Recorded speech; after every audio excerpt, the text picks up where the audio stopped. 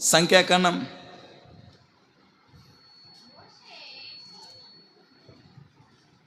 అందరూ దొరికిందా? 20వ అధ్యాయం 14 నుంచి 21 వరకు. 14లో ప్రారంభిద్దాం, 21తో ముగిద్దాం. ఓకేనా? 20వ అధ్యాయం 14 నుంచి చదవండి.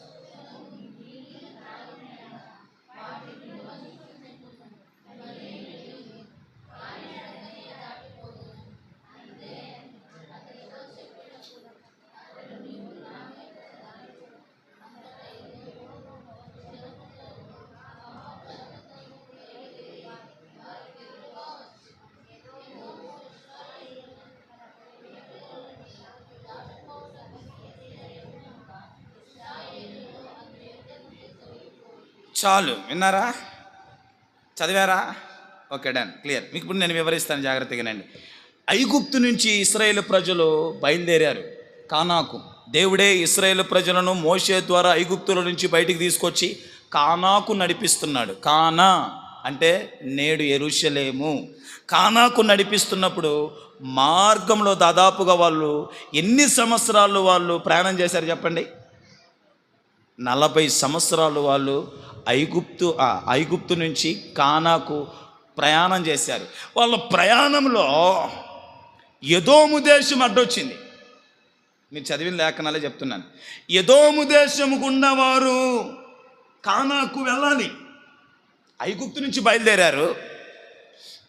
పోతున్న మార్గంలో వారికి మధ్యలో ఏమెదురైంది?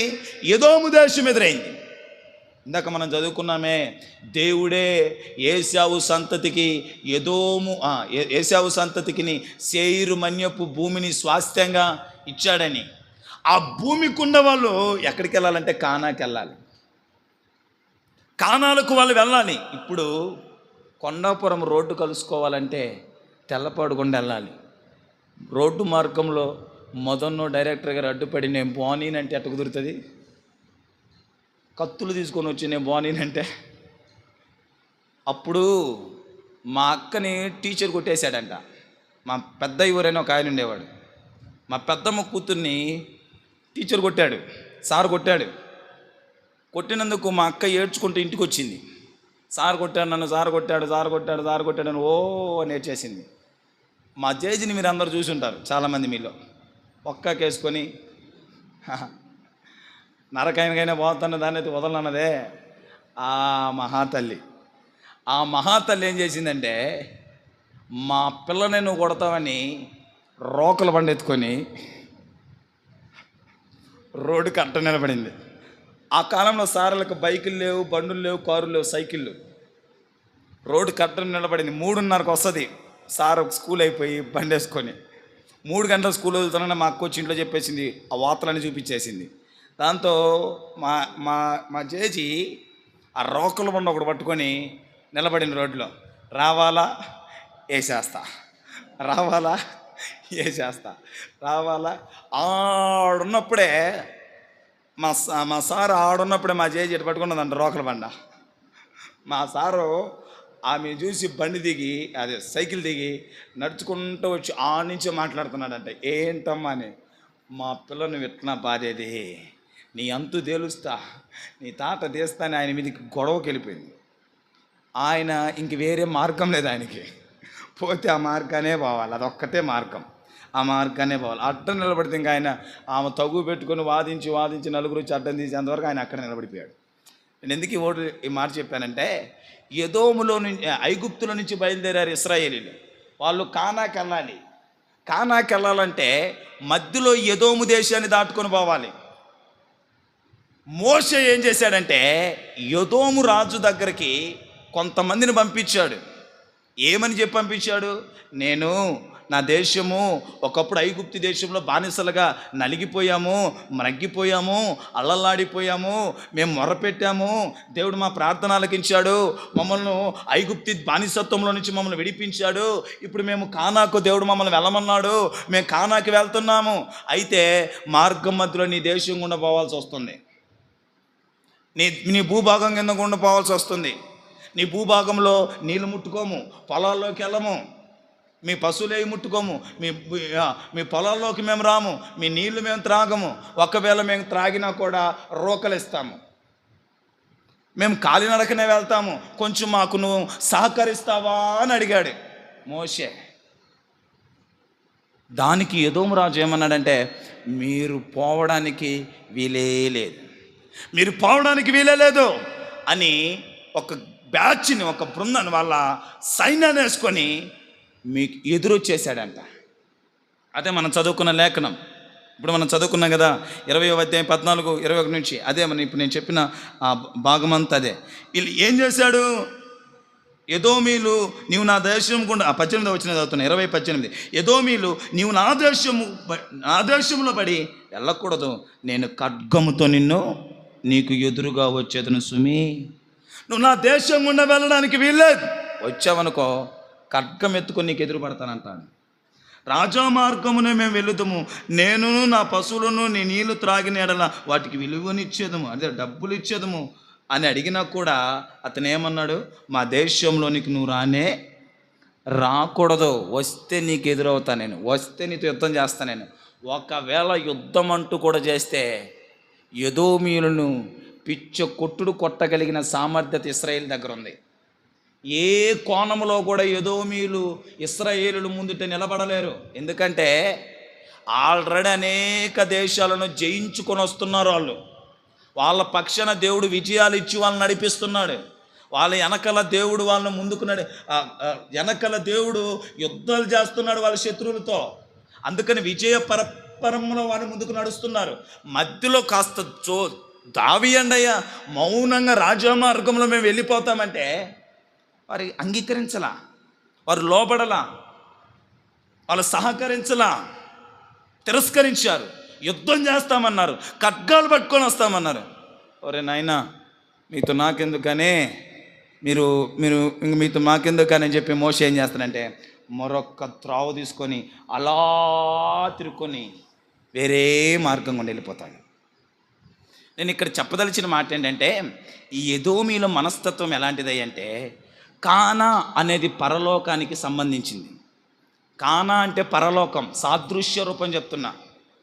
కానా అంటే పరలోకం, ఐగుప్తు అంటే లోకం. లోకంలో నుంచి ఇశ్రాయేలు ప్రజలు విడిపించబడి కానానబడిన పరలోకానికి వాళ్ళ ఆత్మీయ యాత్రను కొనసాగిస్తున్నారు. మీకు అర్థమవుతుందా? ఐగుప్తు లోకం పాపముతో, అక్కడి నుంచి విడుదల పొందారు, ఎర్ర సముద్రంలో బాప్తిస్వం పొందారు. ఇప్పుడు ఎక్కడికి వెళ్తున్నారు వాళ్ళు? తిరుపతమ్మ గారు ఎక్కడికి వెళ్తున్నారు? కానాకి వెళ్తున్నారు. కానా అంటే ఏంటి? పరలోకం. పరలోకానికి వారి యాత్రను కొనసాగించుకుంటున్నారు. పరలోకానికి వారి యాత్రను కొనసాగించుకుంటుంటే మధ్యలో వీళ్ళు ఏం చేశారు? అడ్డుపడుతున్నారు, ఆటంక పెడుతున్నారు. జాగ్రత్తగానండి, మంచి మాట ముగిస్తున్నాను, 5 minutesలో క్లోజ్. జాగ్రత్తగానండి, ఒక 5 నిమిషాలు జాగ్రత్తగానండి, అవసరమైన మాట. పరలోకానికి వెళ్తున్నారు అనగా ఐగుప్తు అనబడిన లోకంలో నుంచి బయటకు వచ్చి, ఐగుప్తు నుంచి వారు ఎలా బయటకు వచ్చారు? గొర్రె పిల్ల రక్తము చేత విడిపించబడి ఎర్ర సముద్రంలో బాప్తిస్వం పొందుకొని దేవుని సన్నిధిని వారికి తోడుగా పెట్టుకొని వాళ్ళు బయలుదేరారు.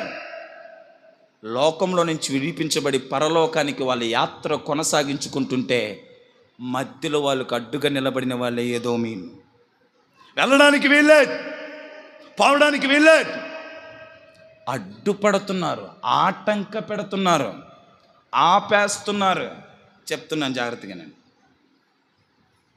పరలోకానికి వారు వెళ్తున్నప్పుడు వాళ్ళకి అడ్డవుతున్నారు, ఆటంక పెడుతున్నారు, నిలిపేస్తున్నారు, ముందుకు వెళ్ళనివ్వకుండా ఆపడానికి ప్రయత్నం చేయడమే కాకుండా వాళ్ళతో యుద్ధం చేయడానికి కూడా రెడీ అయిపోయారు. ప్రోత్సహించాల్సింది పోయి, బలపరచాల్సింది పోయి, సహకరించాల్సింది పోయి ఏం చేస్తున్నారు? ఇప్పుడు అడ్డుగా నిలబడుతున్నారు, ఆటంకం పెడుతున్నారు, ఇబ్బంది పెడుతున్నారు. ఒక వ్యక్తి లోకంలో నుంచి విడిపించబడి తన ఆత్మీయ జీవితాన్ని ప్రారంభించుకొని ఆత్మీయతలో ముందుకు వెళ్తున్నాడు. గురి గమ్యం పరలోకానికి వెళ్ళాలని, గోల్ పరలోకానికి వెళ్ళాలని. ఆత్మీయ జీవితంలో ముందుకు వెళ్తున్నప్పుడు ఆ వ్యక్తులకి మనం ఎప్పుడు అడ్డు రాకూడదు. వాళ్ళ ఆత్మీయ జీవితం చల్లారిపోయేటట్టు మనం ఎప్పుడు ఆటంక పెట్టకూడదు. వాళ్ళ ఆత్మీయ జీవితము ఎక్కడికక్కడ పడిపోయేటట్టు ఎప్పుడు మనము వాళ్ళని అడ్డు వేయకూడదు. వినాలా? ముగింపులో ఉన్నా, అర్థమవుతుందా? ఒక వ్యక్తి లోకంలో నుంచి విడిపించబడ్డాడు. ఫర్ ఎగ్జాంపుల్ నేనే ఒక ఎగ్జాంపుల్ లాగా మీకు చెప్తాను. నేను పాపంలో నుంచి విడిపించబడ్డాను. ఒకప్పుడు లోకంలో ఉన్నాను. చెడు స్నేహం, చెడు అలవాట్లు, బూతులు, వ్యర్థమైన వాటన్నిటినీ జరిగిస్తున్నది నా బ్రతుకు. కృప కలిగిన దేవుడు, దయగలిగిన దేవుడు నన్ను దర్శించాడు, నాతో మాట్లాడాడు. లోకాన్ని విడిచిపెట్టాను, పాపాన్ని వదిలిపెట్టాను, బాప్తిసం పొందుకున్నాను. ఇక నా గోల్ ఒకటే, ఈ లోకంలో జీవనాన్ని కొనసాగించుకుంటూ, నా కుటుంబాన్ని నేను కట్టుకుంటూ, నా పిల్లలని లేకుంటే నా తల్లిదండ్రులను నేను చూసుకుంటూ నేను పరలోకంలో అడుగు పెట్టాలి. నా జాబులు నేను చేసుకుంటాను, నా పనులు నేను చేసుకుంటాను, నా ఆత్మీయ జీవితంలో నేను ముందుకెళ్తుంటాను. గోల్ ఏంటి? పరలోకం. ఒకరోజు మరణించినప్పుడు నేను ఎక్కడ కన్ను తెరవాలా? పరలోకంలోనికి నేను వెళ్ళడానికి నా ఆత్మీయ జీవితాన్ని దినదినము బలపరుచుకుంటూ ఒక స్టెప్ నుంచి ఒక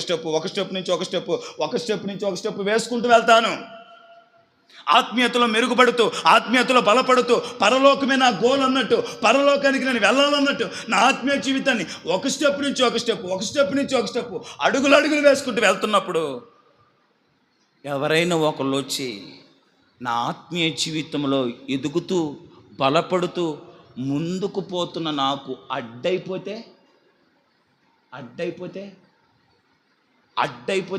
అడ్డు కాకూడదని లేఖనం సెలవిస్తుంది. అడ్డు అవుతుంటారు కొన్నిసార్లు. మన ఆత్మీయ జీవితంలో ముందు కొనసాగుతున్నప్పుడు పుష్ చేయాలి, బలపరచాలి, సహకరించాలి. అడ్డవుతుంటాము, ఆటంకం పెడుతుంటాము. మీకు అట్లా అడ్డుగాను ఆటంకంగాను మనం ఉండకూడదని ప్రభు నీతో నాతో మాట్లాడుతున్నాడు. నా పరలోకపు యాత్ర నేను కొనసాగించుకుంటున్న, ఆత్మీయతలో బలంగా ఉంటున్నాను. మధ్యలో ఆటంకం ఏదో ఒక కోణంలో, నా ప్రార్థనకు ఆటంకమో, నా భక్తికి ఆటంకమో, నా పరిశుద్ధతకు ఆటంకమో, లేకుంటే నా విశ్వాసానికి ఆటంకమో, ఏదో ఒక రీతిలో ఆటంక పెట్టేవారుగా మనం ఉండకూడదు. సరే, ఆటంకం పెడితే మనం ఏం చేయాలి? నేనేం చేయాలి? అక్కడ ఆగిపోకూడదు. దానిని దాటుకొని ముందుకు నడవాలి. దాన్ని దాటుకొని నా ఆత్మీయ జీవితాన్ని అలా ముందుకు కొనసాగించుకోవాలి. వాళ్ళు అడ్డు పెట్టారని, వాళ్ళు ఆటంక పెట్టారని, వాళ్ళు ఏదో మాకు నా ఆత్మీయ జీవితాన్ని ముందు కొనసాగనివ్వకుండా అడ్డుగా నిలబడుతున్నారని అక్కడే మనం ఆగిపోకూడదు, అక్కడే మనం నిలిచిపోకూడదు. ఒరే నాయన నీకు దండమయ్యా అని చెప్పి, ఇంతవరకు నా ఆత్మీయ జీవితాన్ని బాగా నెట్టుకొచ్చాను, ఇప్పుడు నువ్వు ఈ సిగరెట్ తాగమంటున్నావు, ఇప్పుడు నువ్వు ఈ బూతులు మాట్లాడమంటున్నావు, ఇప్పుడు నువ్వు ఈ సినిమా చూడమంటున్నావు, ఇప్పుడు నీ అబద్ధాలు ఆడమంటున్నావు, ఇప్పుడు ఈ పనికిమాలని చేస్తానని చేయమంటున్నావు, నీకు దండం, నేను చేయనని దాటుకొని మార్గం వెళ్ళిపోవాలా. వాడు తాగమన్నాడని చెప్పి అక్కడ నిలబడి తాగకూడదు. వాడు దమ్ము కొట్టమన్నాడు కానీ చెప్పి అక్కడ దమ్ము కొట్టకూడదు. మనల్ని రెచ్చగొట్టించి మన చేత బూతులు మాట్లాడించడానికి ప్రయత్నం చేసినా మాట్లాడకూడదు. రెచ్చగొట్టించి సినిమాలు చూడమని ప్రయత్నం చేసిన చూడకూడదు. మనం అక్కడ నుంచి ఒరే నీకు దండం రా, నేను పరలోకమనబడిన ఆత్మీయతను కొనసాగిస్తున్నాను, నువ్వు నాకు అడ్రాకరయ్యా, దాటుకుని వెళ్ళాలి. చిన్న ఎగ్జాంపుల్, షడ్రక్ మేషక్ అబేద్నెగోలు బబులోన్లో ఉన్నారు. ఏమిని ఆరాధించమన్నారు? విగ్రహాన్ని ఆరాధించమన్నారు. షడ్రక్ మేషక్ అబేద్నెగోలు ఏమన్నారు? విగ్రహాన్ని ఆరాధించడానికి వీలు లేదన్నారు.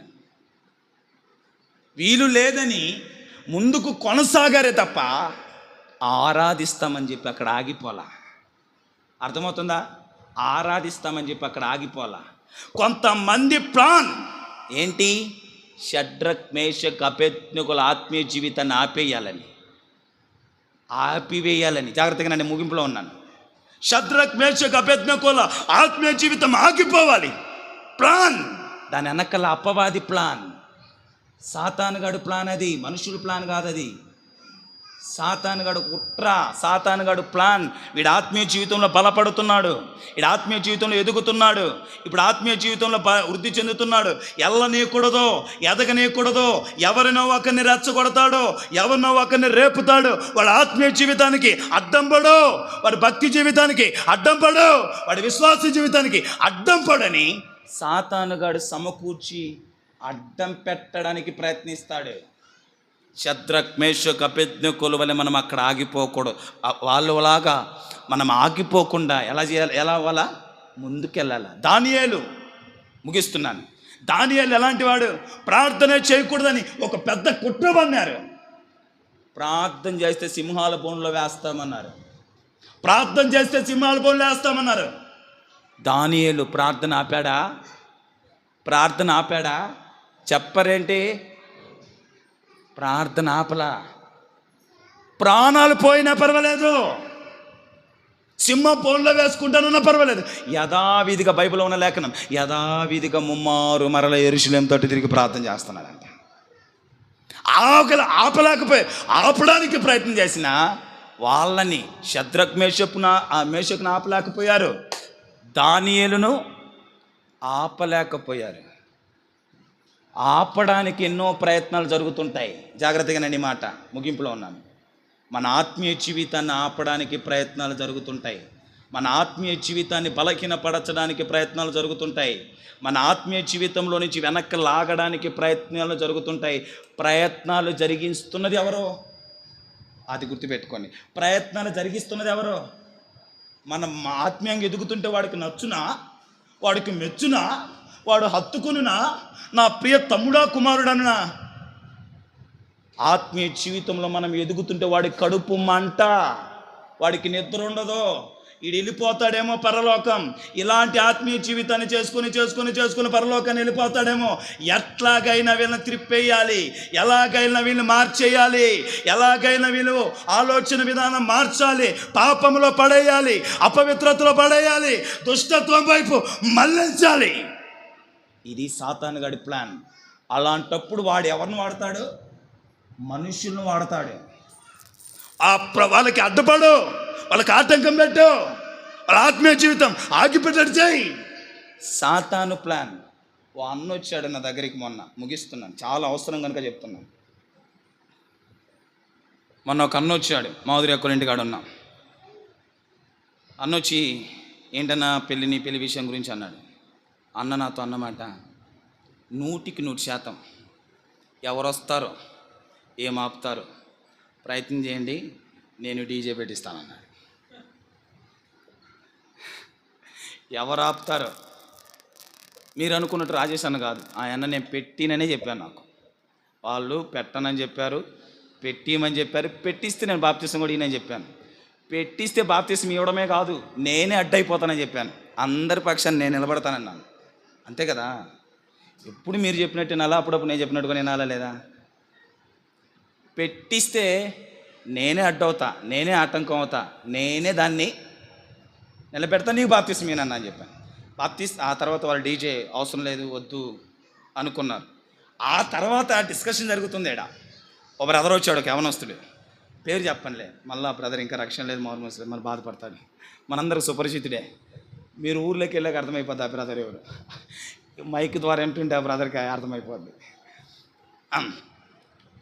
డీజే 100% పెట్టిస్తానని ఎవడు ఆపలేడు అన్నాడు. నువ్వు పెట్టించుకున్నాను, నువ్వు పెట్టించుకో. నన్ను ఎవడు ఆపలేడు, నన్ను ఎవడు నిలబెట్టలేడు, నన్ను ఎవడు అడ్డుపడలేడంటే ఛాలెంజ్ చేస్తున్నాడు. కానీ ఇంకో అన్న కూడా ఉన్నాడు. ఎవరు? నువ్వు కూడా ఉన్నావు కదా, నువ్వు కూడా ఉన్నావు. దాన్ని ఇప్పుడు అయిపోయాక అందరు నిన్ను అడుగుతారు, చెప్పి నువ్వు అనుకో. ఛాలెంజ్ చేస్తున్నాడు నన్ను. నేను మారను, నేను మార్పు చెందను. 100% డీజే అయితే పెట్టిస్తానంటే నేను ఒకటే చెప్పాను, ఇబ్బంది ఏం లేదు. నువ్వు ఎన్ని అనాలో అను, నువ్వు ఎంత తిట్టాలో తిట్టు, నువ్వు ఏం పెట్టేయాలనుకుంటున్నావు పెట్టి నువ్వు పెట్టి అదే ఆలోచనలో ఉన్నాను. నేను ఇంకా పెళ్ళి కూడా ఫిక్స్ కాలే అన్నది. అయితే అన్నాడు కానీ నువ్వు పెట్టి అన్నాను. రాజీ పడలేదన్నా. పెట్టిస్తాను ఎట్టాపుతారు చూస్తాను, ఎవరు వచ్చినా ఎవరు ఆపినా జరిగేదా అన్నాడు. సరే పెట్టి నేను నెమ్మది కట్టుకుంటూ పోతున్నాను, నువ్వు పీకుతానంటే నేనేం చేసేది? నేను ఒక గోడని బిల్డ్ చేసుకుంటూ వెళ్తున్నా, నువ్వు దాని వెనకాల నుంచి నువ్వు కట్టుకుంటూ పోనా, నేను వెనకాల నుంచి లాక్కుంటూ వస్తానంటే నేనేం చేసేది? నేనేం చేస్తాను చెప్పు? నేను ఆత్మీయ జీవితాన్ని జాగ్రత్తగా ప్రజలను ఆత్మీయంగా బలపరుస్తూ, ఆత్మీయంగా కడుతూ, నిమ్మలం కట్టించుకుంటూ పోతున్నా. నువ్వు వెనకలకు వచ్చి నేను వెనకలు పీక్కుంటూ వస్తానంటే ఇంక నేను ఏం చేస్తాను చెప్పు? నువ్వు చేసేది నువ్వు చేయి, నేను చేసేది నేను చేస్తా. సర్వశక్తి కలిగిన దేవుడు చేసేది మనం ఏం చేయలేం కొన్నిటికి. నువ్వు పెట్టి అన్న, నువ్వు పెట్టి, నేను ఏం కాదన్నట్లు నువ్వు పెట్టించుకో, నువ్వు మారమాకు ఇంకా ఏవో అన్నాడు. కానీ సరే నువ్వు అన్నిటికను నువ్వు అన్నోళ్ళందరూ మారు మనసు పొంది రక్షణ పొంది దేవుని పాదాలు పట్టుకున్నారని మనకు తెలుసుగా, అతనికి తెలియదుగా. బండలాంటి హృదయాలు కూడా కరిగించి మానవత్వం కలిగిన మనుషులుగా మార్చి నిలబెట్టగలిగిన దేవుడని మనకు తెలుసుగా, అతను తెలియదుగా. అందుకే నువ్వు ఎంత అంటావు అంత కార్యం జరుగుతుంది. కానీ అన్న, నువ్వు అనే కొద్ది నీలో కార్యం జరుగుతుంది. అనడంలో మాదేవన తర్వాత ఎవరైనా అనడంలో మాదేవన తర్వాతే, అన్నకంటే దారుణంగానే ఎవరు లేరు. ఈరోజు అపురూపమైన సాక్షి అన్నే అందరికీ. నేను చెప్తున్నాను జస్ట్ అనడంలో. అంటే అన్నను, కానీ నువ్వు అనే కొద్ది నువ్వు ఎంత రెచ్చిపోయి అంటావో దేవుని కార్యం నీళ్ళు అంత బలంగా జరుగుతుంది. దేవుని అద్భుతం అంత బలంగా జరుగుతుంది. ఎందుకంటే బైబిల్ని లేకుండా చేస్తామన్నాడు మారిపోయాడు. వాడి ఇంట్లో నుంచే బైబిల్ ముద్రించబడి ప్రపంచానికి వెదజల్లబడింది. దీన్ని ఎవడు ఆపలేడు. ఆపేద్దాం, నిలిపేద్దాం, నోర్లు మూతేసేద్దాం అనుకున్న వాళ్ళందరూ కాలగర్భంలో కలిసిపోయారు. కానీ ఎవరు దీన్ని అడ్డుకోలేకపోయారు, ఆపలేకపోయారు. 2000 సంవత్సరాలుగా వస్తున్నా రాజ్యాలు వచ్చాయి, ఎన్నో రాజ్యాలు ఎన్నో పన్నాగాలు పనినా ఆపలేకపోయారు. చైనా దేశంలో బైబిల్ ఎక్కడైనా చదివితే ఒప్పుకోమని చైనా అధికారంగా ప్రకటన అంట. చైనా దేశంలో బైబిల్ చదివిన, బైబిల్ గురించి మాట్లాడిన, బైబిల్ ధ్యానం చేసిన ఒప్పుకోమన్నారు. అదే చైనాలో నేడు బైబిల్ విస్తృతంగా అమ్ముడుపోతున్న గ్రంథం బైబిల్. కొన్ని కోట్లు బైబిల్ గ్రంథాలు చదువుతున్న వారు చైనా దేశంలో ఉన్నారంట. నేను ఎందుకు ఈ మాటలు చెప్తానంటే, మనం ఆత్మీయ జీవితంలో ముందుకు వెళ్తున్నప్పుడు అన్న లాంటి వాళ్ళని సాతానుగాడు ఏం చేస్తాడు? రేపుతాడు. ఏమని? నిలబెట్టి వాళ్ళు ఆత్మీయంగా బాగా బలపడుతున్నారు, భక్తులు ఎదుగుతున్నారు, ఇప్పుడిప్పుడే కట్టబడుతుంది, ఇప్పుడిప్పుడే బలపడుతుంది. నువ్వు నిలబెట్టి, నీ వల్ల అవుతుంది. కానీ నువ్వు అడ్డుపడు, నువ్వు ఆటంకపడు, నిలబెట్టి అంటాడు. ఇలాంటివి మన ఆత్మీయ జీవితాన్ని నిలబెట్టేస్తాయి, మన ఆత్మీయ జీవితాన్ని ఆపేస్తాయి, మన ఆత్మీయ జీవితాన్ని అడ్డుపడాలని చూస్తాయి. అడ్డుపడాలని చూసినప్పుడు ఆగిపోతే నువ్వు క్రైస్తవుడు కాదు. నీకు అర్థమైందా? నేను చెప్పాలనుకున్నా మీకు అర్థమైందా? వాళ్ళు ఏదో పెట్టారు, అన్నేదో పెడతానన్నాడు, పెట్టుకోమని చెప్పాను.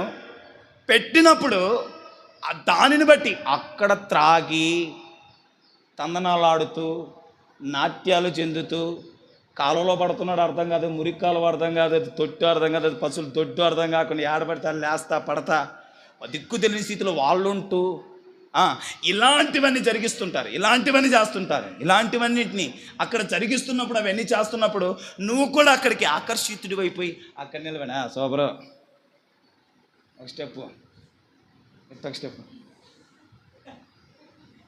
ఇది కాదు. అరే నాయనా, నేను రక్షణ పడి చాలా రోజులైంది, నేను మారు మనసు పోయి చాలా రోజులైంది, నేను బాప్తిసం తీసుకొని చాలా రోజులైంది, నేను బల్లలో చేయేస్తున్నా, ఇట్టి వాటికి నన్ను రాను, నా హస్తం ఉండదు, నేను దాంట్లో కలుసుకోండ్రయ్యా, నా మార్గం వేరని పరలోకం వైపు మనము చూచుకొని వెళ్ళిపోవాలా. ఆడే ఆగితే ఆడే ఆగకూడదు, ఆపడానికి ప్రయత్నాలు జరుగుతాయి. ఎన్ని రోజుల నుంచి జరగట్లా? ఎప్పటి నుంచో మన ఆత్మీయ జీవితంలో, మన ఆత్మీయ ఎదుగుదలలో, మన సంఘం ఆత్మీయ ఎదుగుదల అనేక ఆటంకాలు వచ్చాయి, దాటుకొని పోతున్నాం. ఇకను కూడా అలాంటివి వచ్చినా కూడా మనం ఏం చేయాలా? దాటుకొని పోవడానికి సిద్ధపడాలి. కానీ ఆడాగిపోయి కుశాలుగా తమాషగా బాగుందన్నా, అయ్యా బాగుంది, అలాంటి వాటికి ఉండకూడదు. మీకు బైబిల్ గ్రంథంలో ఒక మాట చూపిస్తాను, కొంచెం టైం అయినా పర్వాలేదు, క్షమించండి, ఈ ఒక్కరోజుకి నన్ను అంగీకరించండి. సంఖ్యాకాండం, నిర్గమకాండం 32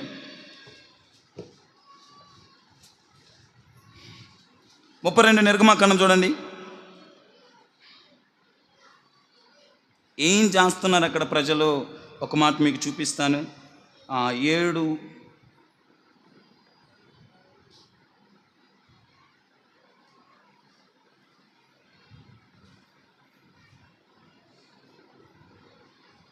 6వ వచనం చదవండి. 32:6. 6 వచనం. మరునాడు వారు ఉదయం లేచి దహన బలులు సమాధాన బలులు అర్పించిరి. అప్పుడు జనులు త్రింటకు త్రాగుటకు కూర్చుండి ఆడుటకు లేచిరి. వీళ్ళ పని ఏంటంట? దూడబొమ్మను పెట్టి తింటున్నారు, త్రాగుతున్నారు, నాట్యాలు ఆడుతున్నారంట. తింటున్నారు, త్రాగుతున్నారు, నాట్యాలు ఆడుతున్నారు. ఇంకా చూడండి, మీకు 17వ వచనం చదవండి. ఆ ప్రజలు పెద్ద కేకలు వేయుచుండగా యెహోషువ ధ్వని విని పాలెంలో యుద్ధతోనని మోషేతో అనగా, అతడు అది జ్వేదని కాదు, అపజయధ్వని కాదు, సంగీత ధ్వని నాకు వినబడుచుండెను. ఏ ధ్వని వినబడుతుందంట? మనోడు యెహోషువ కాస్త చిన్నపిల్లడు ఉన్నట్టున్నాడు, ఆ ధ్వనులన్నీ అయ్యా ఎవరో యుద్ధానికి వచ్చారులే అనుకున్నాడంట. ఒరే నాయన, అది యుద్ధధ్వని కాదు, అపజయధ్వని కాదు, జయధ్వని కాదు. అది ఏ ధ్వని? డుమ్ డుమ్. ఈ మధ్య అంతా అదే ధ్వని, మాకు నిద్రాగారం లేని ధ్వని. 12 గంటలకి కాస్త టాయిలెట్కి వెళ్దామన్నా కూడా ఈ చెవును ఒక మైకు, ఈ చెవును ఒక మైకు, ఏం అర్థం కావట్లా. తెల్లవారుజాము లేచిన 6 గంటలకు, 6 గంటల నుంచి 7 గంటల దాకా ఏమో మంచి పాటలు వస్తున్నాయి, దేవుని పాటలు వాళ్ళవి. 6 నుంచి 7 దాకా ఏమేమో అంటావా అంటున్నావు, అంటున్నావు. ఇంక మనం ఏమన్నా చెప్పి ఆడిపోయి, మనం ఏమన్నా కూడా ఒక్కొక్కడు ఎంత ఉంటారు, కొట్టడం కలబడ్డం తప్ప ఇంకేముండదు. మూర్ఖత్వంలో ఉంటారు. ఇంకేముంది చూడండి. 18. అతడు పాలెమునకు సమీపంగా ఆ తోడను వారు నాట్యమాడుట చూచెను. ఆ తోడను మరి వారంటే ఇశ్రాయేలీయులు ఏం చేస్తున్నారంట? నాట్యమాడుతుండ చూచెను. అందుకు మోషే కోపము మండదా? కష్టపడి ఐగుప్తులో నుంచి తీసుకొని వచ్చి, వినండి జాగ్రత్తగా, ముగిస్తున్నా. కష్టపడి ఐగుప్తులో నుంచి ప్రయాసపడి జాగ్రత్తగా తీసుకొచ్చి కడుపులు మార్చుకొని కన్నీళ్ళు కార్చి నోటికి అంగిలు అంటేటట్టు, గొంతుకు అంగిల పైన అంగిలు అంటేటట్టు 4 అంగిలు అంటేటట్టు ప్రార్థించి ఉపవాసాలుండి సభలు పెట్టి, లక్షలు పెట్టి సభలు పెట్టి, వేళ్ళు పెట్టి, కోటాలు పెట్టి, వేళ్ళు పెట్టి, కుడికలు పెడితే వీళ్ళు ఏం చేస్తున్నారంట? నాట్యాలు ఆడుతున్నారు. ఏం పెట్టి? డీజే నాట్యాలు ఆడుతున్నారంట. ఆ నాట్యాలు డీజేలు పెట్టి తాగుతూ ఏం వేస్తున్నారు మధ్యలో? ద్రాక్షరసం.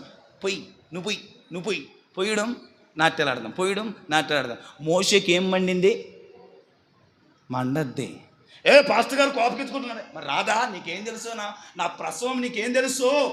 ఏం తెలుసు నీకు? నా ప్రసవం నా స్థానంలో ఉంటే తెలుస్తుంది నీకు. నా భారం నీకేం తెలుసు? నా స్థానంలోకి వస్తే తెలుస్తుంది. నా వేదన నీకేం తెలుసు? నా రోదన నీకేం తెలుసు? ఎన్నోసార్లు ఇదే స్టేజ్ మీద ఏడ్చిన దినాలు ఉన్నాయి. వాక్యం చెప్తే ఏడ్చిన దినాలు ఎన్నో ఉన్నాయి. సంఘం పట్ల మాకున్న భారం ఎంత? ఒక ఆత్మ తప్పిపోతే మేము ఎంత అల్లాడిపోతామో తెలుసా? తమాషగా కుశాలుగా మేము నాట్యాలు ఆడతాము, సంగీతాలు పెడతాము, ధూమ్ధూమని చెప్పి ప్రజలందరినీ పడగొట్టేస్తామంటే హృదయం తట్టుకుంటుందా? ఇక్కడ బాధను భరించగలుగుతామా? ఎన్నో సంవత్సరాలు 5-6 సంవత్సరాల నుంచి ప్రయాసపడి నెమ్మది కట్టుకుంటున్నాం, బేస్మట్ వేసుకుంటూ నెమ్మది కట్టి ఒక స్థాయికి తీసుకొచ్చి పెడితే ఒక్కరోజు నువ్వు కూలగొట్టేస్తాను, పడగొట్టేస్తాను, పాడు చేస్తానంటే నిద్ర ఎక్కడ పడద్దయ్యా నాకు, ఆకలి ఎక్కడ అవుతాయా నాకు, సంతృప్తి ఎక్కడ ఉంటుందయ్యా నాకు, నెమ్మది ఎక్కడ ఉంటుంది నాకు? ఏడుపు తప్ప. పడుతున్నామంటే పడమా, దేవునికి విరోధంగా, దేవునికి వ్యతిరేకంగా, దేవునికి ఆయాసకరంగా ఏదైనా చేస్తున్నామంటే కోపం రాదా? తిట్టమా, గద్దించమా, అరుస్తున్నాడులే, కరుస్తున్నాడులే, తిడుతున్నాడులే, ఆత్మచేత నింపబడి వాక్యానుసారమైన సేవకుడైతే లోపల కుమిలి ఏడుస్తాడు, కన్నీటితో అంగలారుస్తాడు. దేవుని కొరకు బ్రతికేవాడు, దేవుని కొరకు నిలబెట్టాలనుకున్నవాడు, పరలోక రాజ్యాన్ని నడిపించాలనుకున్నాడు, తపన అలా ఉంటుంది. దేవుడికి ఎంత తపన ఉంటుందో సేవకుడు అంత తపన పడతాడు. దేవునికి ఎంత తపన ఉంటుందో సేవకుడికి అంత తపన ఉంటుంది. ఆ అన్న తమాష కనిపోయాడో సీరియస్ కనిపోయాడో తెలియదు, కానీ ఆ రోజు నుంచి అన్న కొరకు ఒకటే ప్రార్థన, ప్రభువా వీలున్నంత త్వరగా అన్న మారిపోవాలా, ఈ అన్న పెళ్లి కాక మునిపి అన్న మారాలా. ఆ రోజు నుంచి ఇంక అదే ప్రార్థన. నాకు వెంటనే ఇంటికి వెళ్ళి మోకలేసి కన్నీరు కారుస్తూ ప్రార్థన చేశాను, మారాల ప్రభు అన్న. ఎంతో కష్టంతో ప్రయాసతో రాత్రులు పగుళ్ళు ఎండి ఉపవాసాలు ఉండి కట్టిన సంఘాన్ని కోల్చడానికి ప్రయత్నాలు జరుగుతున్నాయి. ఈ అన్న మారాలా ప్రార్థన. ఆ రోజు సాయంకాలమే చేశాను ప్రార్థన. మధ్యాహ్నం డిస్కషన్ జరిగింది, సాయంత్రం ఇంటికి పోయి ప్రార్థన చేశాను. అడ్డం పడిపోతా దేవుడు. గ్రామము సంఘములో అలాంటి వాటికి ఏమన్నా జరుగుతున్నాయి, సంఘం పాడైపోద్ది, సంఘం అపవిత్రతలోకి వెళ్ళిపోద్ది, సంఘం ఆత్మీయతలో బలహీనం పడిపోద్ది అంటే నా ప్రాణాలు వేసైనా సరే అడ్డుపడిపోతా, రాజీ పడను. అన్ని ఆచారాలకు, అన్ని సాంప్రదాయాలకి, ఇటు వాటికి దేనికి నేను సహకరించను. నేను ఎందుకు ఈ మాటలు చెప్తున్నానంటే, దయచేసి గమనించండి నా ప్రియులారా, ఆత్మీయతలు ఎదుగుతున్న వాళ్ళని ప్రోత్సహించాలి, బలపరచాలి, కానీ వాళ్ళని మనము అడ్డుపడకూడదు. అందుకనే అభ్యంతరాలు రాకమానవు. మత్తయి సువార్త 16వ అధ్యాయం ఒక్క మాట చదవండి, 18:6-7. మత్తయి సువార్త 18:6-7. ఏమనుకోకండి సార్, నా హృదయం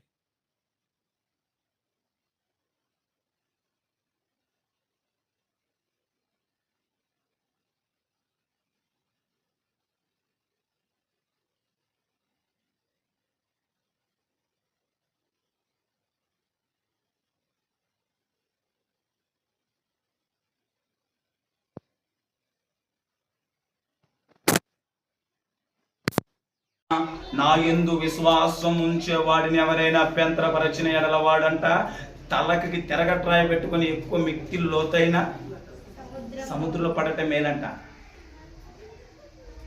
అభ్యంతరాలు పెట్టకూడదు. పెట్టువాడికి ఏమొస్తుంది? శ్రమ. అభ్యంతరాలు పెట్టేవాడికి శ్రమ. అభ్యంతరాలు మనం పెట్టొద్దు. ఒకవేళ అభ్యంతరం పెడుతున్నారా, నువ్వేం చేయాలా? వాటికి నాకు సంబంధం లేదు, వాటికి నేను సహకరించను, వాటి జోలికి కూడా నేను రానని చెప్పి నువ్వు ప్రక్కకి వెళ్ళిపోవాలా. నేను ఆత్మీయ జీవితంలో అడ్డు పెట్టేస్తున్నాయో, ఆటంక పెట్టేస్తున్నాయో, నిలిపేస్తున్నాయో నీకు తెలీదా? ఇది చేస్తే నా ఆత్మీయ జీవితం బలహీనపడిపోద్ది, ఇది చేస్తే నా భక్తి బలహీనపడిపోద్ది, ఇది చేస్తే నా సాక్ష్యం పోద్ది, ఇది చేస్తే నేను దేవునికి విరోధం అవుతాను, ఇది చేస్తే దేవుడు నన్ను ఎడబాస్తాడు, ఇది చేస్తే నా దేవునికి అవమానం జరుగుతుంది. ఇది నీకు తెలీదా?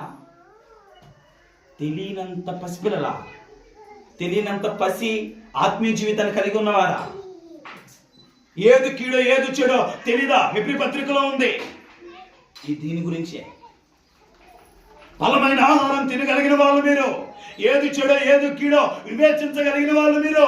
మీ ఆత్మీయ జీవితం ఏది బలపరుస్తుందో, మీ ఆత్మీయ జీవితం ఏది పడకూడదో మీకు తెలీదా?